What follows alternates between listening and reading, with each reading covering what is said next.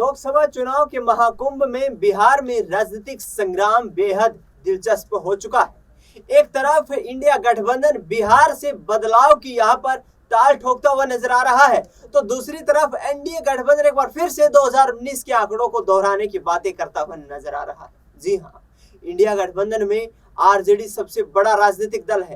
Congress party सहयोगी दल के रूप में काम कर रही है, जबकि नीतीश कुमार की पार्टी जेडीयू और भारतीय जनता पार्टी बराबर चल करके एनडीए की गाड़ी को पार लगाने की कोशिशें करती हुई नजर आ रही हैं।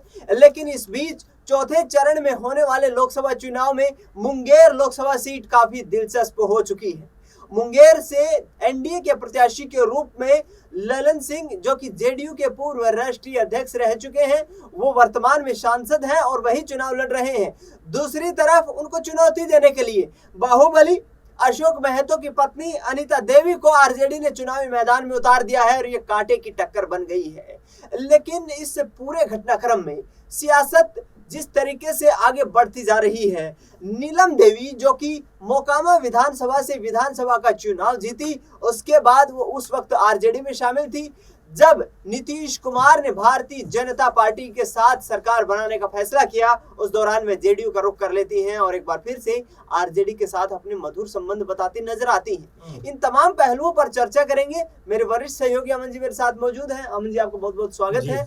अमन जी, किस तरीके से देखते हैं मुंगेर लोकसभा सीट एक दिलचस्प हो चुकी है। ललन सिंह के खिलाफ हमने तमाम विरोध देखा है, क्या आरजेडी इस पर जो है कुठाराघात करेगी? देखिए, बिल्कुल आपने सही कहा, क्योंकि ललन सिंह को लेकर वैसे भी पहले से ही बहुत चर्चाएं आम है कि क्या वो जेडीयू का उस तरह का हिस्सा रहे जैसे पहले रहा करते थे। आपने देखा, आपको याद होगा कि अध्यक्ष थे जेडीयू के, लेकिन जिस तरह से उनको हटाया गया पद से और लगातार आरजेडी के साथ में उनको जोड़ा गया, इसको लेकर भी आपस के जो मतभेद थे वो भरकर सामने आए। दिल्ली आते हैं और यहाँ पर आकर ललन सिंह पीएम मोदी से मुलाकात करते हैं, उसके बाद नीतीश कुमार आते हैं, वो भी मुलाकात करते हुए नजर आते हैं और ऐसा लगता है कि कहीं आपस में जो कह सकते हैं मतभेद हैं वो भरकर सामने आ गए हैं। और यहाँ तक खबर भी थी कि हो सकता है कि ललन सिंह आरजेडी के कह सकते हैं कि समक्ष या उनके पक्ष में आकर खड़े हो जाएं, लेकिन आखिर में ऐसा नहीं हुआ और जेडीयू से एक बार फिर मुंगेर से ललन सिंह को टिकट दिया गया। लेकिन देखिए, हम अगर पूरे परिवेश को समझे दिनेश जी, तो हमें लगता ये है कि यहाँ पर ललन सिंह की जो ताकत हुआ करती थी, अब वो ताकत नजर नहीं आती, क्योंकि यहाँ पे आप देखें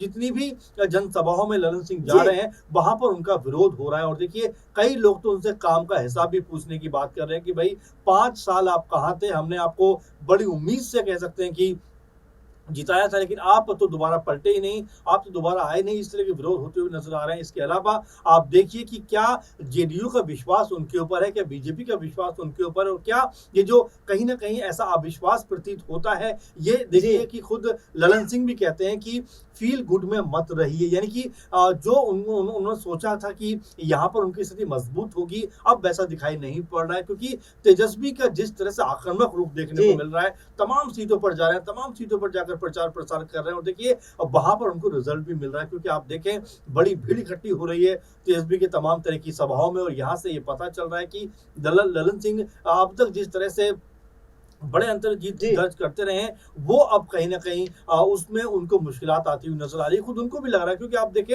जितनी भी जनसभाओं में वो है, उनके चेहरे का रंग और ढंग उड़ा हुआ है। वहीं अनंत सिंह की जो कह सकते हैं पत्नी है नीलम देवी, उनको लेकर भी तमाम सारी खबरें इस बीच चली। जिस तरह से हो सकता है अभी कुछ ऐसा ना बड़ा हो, लेकिन आने वाले विधानसभा चुनावों को लेकर भी हो सकता है कुछ बड़ी कह सकते हैं तैयारी के मूड में यहाँ पर हो। लेकिन मुकाबला अनीता महतो और यहाँ पर ललन सिंह के बीच बहुत बड़े लेवल पे दिखाई पड़ने वाला है, क्योंकि अनीता को सीधे तौर पर एनडीए जो इंडिया गठबंधन उनका समर्थन यहाँ प्राप्त है, तेजस्वी और एक तरीके से राहुल गांधी ने उनके लिए एक मंच जरूर तैयार कर दिया, और ऐसे में ललन सिंह का जीतना यहाँ पर कहीं ना कहीं मुश्किलों भरा होता हुआ दिखाई पड़ रहा है जी।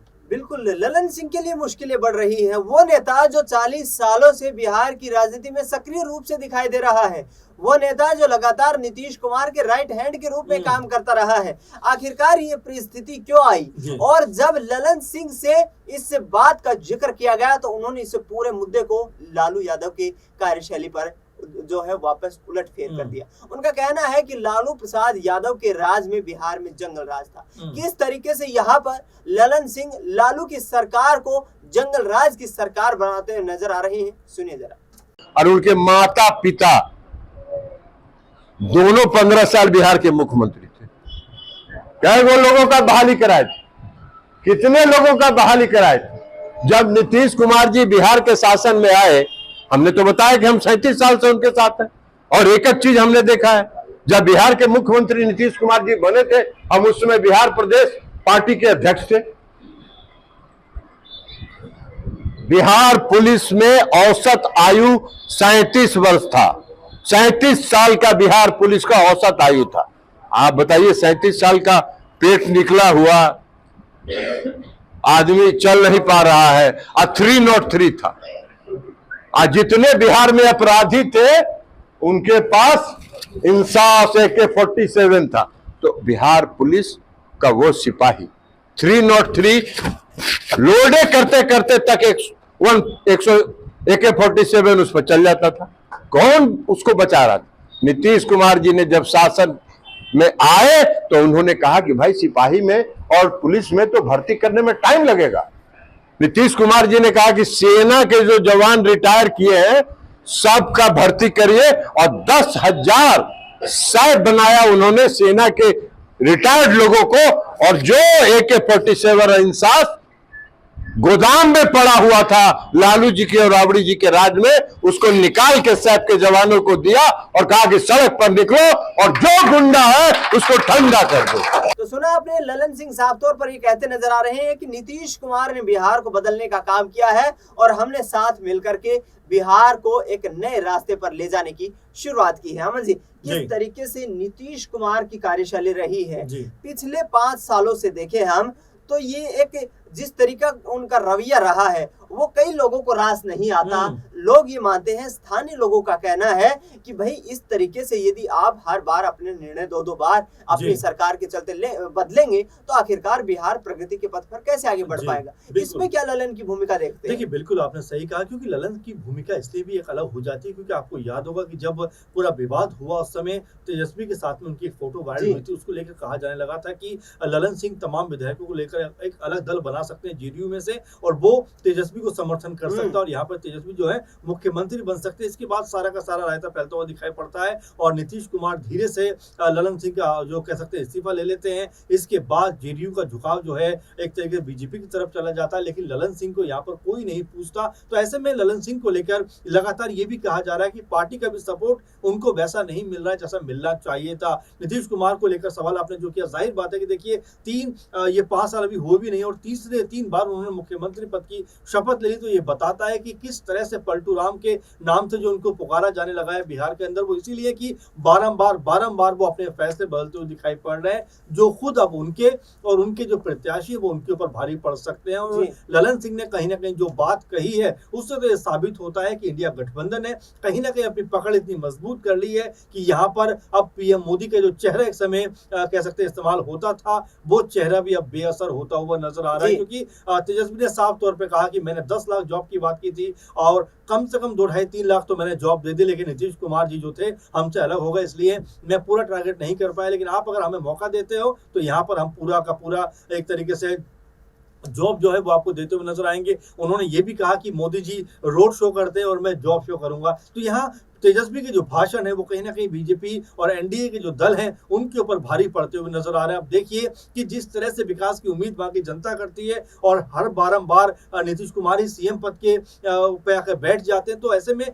विकास की जो उम्मीद है जनता वो आप ही से करेगी। और ऐसे में अगर आप ये बात कहेंगे कि लालू जी के 9 बच्चे हैं, 8 बच्चे हैं, तो मेरे ख्याल से उसका कहने का कोई मतलब बनता नहीं है दिनेश जी। इसीलिए जो JDU की स्थिति है कोई बहुत अच्छी बिहार में नजर नहीं आ रही है। बिल्कुल, JDU की स्थिति काफी कमजोर नजर आ रही है क्योंकि पार्टी 2015 से लेकर के और 2024 के आते आते सियासी आधार पर देखा जाए तो कमजोर होती नजर आ रही है। हम जी आखिरी छोटा सा सवाल, 2025 में यहाँ विधानसभा के चुनाव होने हैं, क्या उसी आधार को देखते हुए ललन सिंह जो है JDU से अलग होकर RJD की तरफ कोई रुख यहाँ पर अपना सकते हैं? देखिए, बिल्कुल दिनेश जी आपने महत्वपूर्ण सवाल पूछा है, क्योंकि ये तो सिर्फ कह सकते हैं ट्रेलर है बिहार के हिसाब से अगर देखा जाए। इसके बाद जब विधानसभा का चुनाव होगा उस समय असली खेल देखने को मिलेगा। और यहाँ पे ललन सिंह की भूमिका आपको याद होगा, हम लोगों ने प्रोग्राम किया था, इसको लेकर पहले भी बनती रही है कि ललन सिंह का जो रुख है वो JDU से कहीं ना कहीं उकताता हुआ नजर आता है। और कोई बड़ी बात नहीं कि जो अगर फैसले या परिणाम जो सामने आएंगे उसके बाद ललन सिंह एक बड़ी और अलग तरह की राह अपनाते हुए नजर आएंगे और जो राह जो आरजेडी के खेमे की तरफ जाती हुई नजर आ सकती है, क्योंकि